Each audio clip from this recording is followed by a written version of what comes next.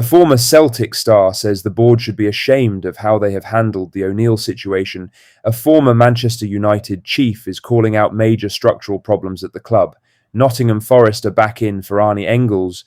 Neil Lennon has delivered a brilliant verdict on O'Neill staying, and Chris Sutton is raising a very serious concern that every Celtic fan needs to hear. Big evening of content, let's get into it. But first, make sure you like this video and subscribe to the channel for more Celtic content. Alan McInally, who was one of Martin O'Neill's signings during his legendary first spell in charge of Celtic, believes O'Neill will have demanded serious financial guarantees before agreeing to remain as manager, and that the board simply had no choice but to give him them. Celtic are heading into a crucial summer. The transfer window opens in 6 days, Champions League qualifiers arrive in August, and several key players are expected to leave.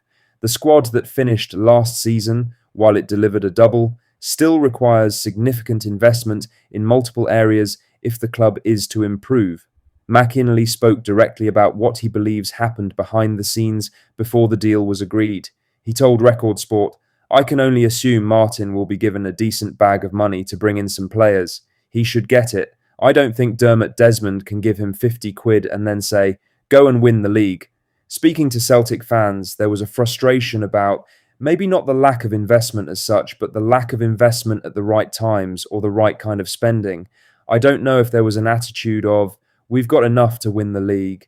I would have thought Martin will have asked for some guarantees because he'll want to freshen up this squad. There will be players leaving, and he'll want to bring in others who are really competitive. He'll want to make sure he's not just challenging for the league, but also in Europe. The Champions League was a massive disappointment last year, and that's something Martin will want to address, because that is the stage Celtic have to be on. That final point is key. Celtic were eliminated from the Champions League qualifier last summer before the group stage. That is not good enough for a club of this size. O'Neill knows it. McInally knows it. The board need to put their hands in their pockets and prove they know it too. Now for the main story, as Nottingham Forest have reportedly reignited their interest in Engles, placing Celtic on high alert just 6 days before the summer transfer window opens. Forest were extremely aggressive in their pursuit of the Belgian midfielder in January, submitting 3 separate bids. The final offer was believed to be worth around £25 million. Celtic rejected all 3 and held firm throughout the title race. That decision proved exactly right, as Engles went on to contribute 7 goals and 8 assists in a double-winning season. But the summer is a completely different environment. According to Sky Sports reporter Anthony Joseph, Forest, Sunderland and Fulham are all monitoring Engles ahead of the window opening. Perhaps most significantly, Engles has recently changed agents. In football, a player changing representation almost always signals that a major move is being planned. AC Milan have also been linked with Engles in recent weeks, which means Celtic could soon find themselves under pressure from multiple clubs across 2 different countries simultaneously. Celtic's position is relatively strong. Engles has 2 years left on his contract, which means the club are under no obligation to sell. But if offers begin to stack up, the board will face increasing pressure to respond. The key question is whether O'Neill and the club are willing to sell one of their best performers when they are already trying to rebuild the squad. The window opens on Monday. Celtic need to be very clear about their intentions around Engles before then. In other news, former Manchester United chief scout Mick Brown has delivered a damning verdict on the Celtic board, accusing them of repeatedly going missing when big decisions need to be made, and warning that appointing O'Neill on another short-term deal is simply kicking the problem down the road. Brown was speaking about the prolonged delay in confirming O'Neill as permanent manager more than 2 weeks after the Scottish Cup final, and still without an official announcement from the club. His assessment is uncomfortable reading for anyone at boardroom level. He told Football Insider, "Celtic have decided they're sticking with Martin O'Neill. The thing is, he's done them a massive favour. He's done a fantastic job on an interim basis, won the league, won the cup, and the players seem to be happy under him. But it was always supposed to be a short-term deal. He even said it when he took over. He was coming in to do the club a favour. Then it gets to the end of the season. They're looking for their next manager, and the powers that be have got a decision to make. When it comes to making these big decisions, the Celtic board go missing. They're not willing to put their necks on the line and say, look, this is what we want to do. If Martin O'Neill is the man they want to continue his work there, then why has it taken until weeks after the season ended for them to come to that conclusion? Now, they have to decide whether he's going to play a part in the recruitment or whether he's just going to be the manager and he'll let the club get on with the rest. But hiring Martin O'Neill on another 1-year contract just smacks of not wanting to commit to anything because they'll be in the same position again next season. There are major problems at Celtic and they keep pushing them down the road. Brown is not saying O'Neill is the wrong choice. He is saying the process around the decision has exposed deeper structural problems that one appointment cannot fix.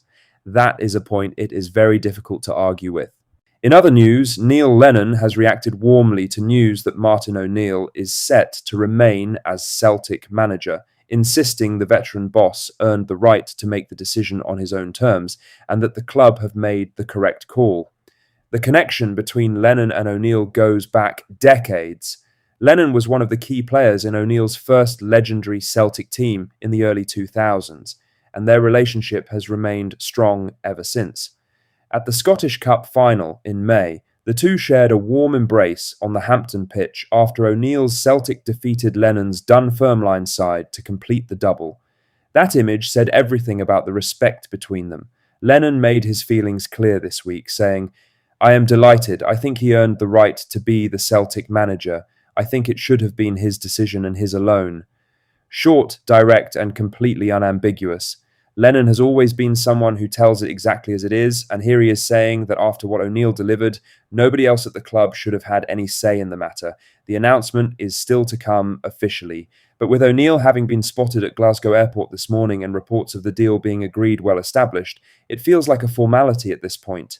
The Celtic family is largely united behind this. Now the work begins. Lastly, Chris Sutton has gone further than just welcoming O'Neill's appointment by raising a very direct concern about the silence from the club and what it means for the crucial recruitment work that has already been delayed. Sutton has been one of the most consistent voices demanding accountability from the Celtic board, and he has not eased up here. Speaking on the warm-up, he said, "The biggest thing which I have been confused with is why we are over 2 weeks on from the end of the season and Celtic winning the double, and the announcement still officially hasn't been there. It's about communication and the fact that there is this silence and the decision-making is taking so long. That's what I can't understand. What's going to be important, it's not just about Martin being the manager again, it's about what's going to happen in terms of recruitment. The last 2 windows Celtic have been an absolute disaster. He's in a very strong position. He's saying, give me what I want." That line is the most important one. That's all the latest Celtic news for today. Make sure to hit that like button, subscribe if you haven't already, and drop a comment below with your thoughts. I'll see you in the next one. Hail, hail.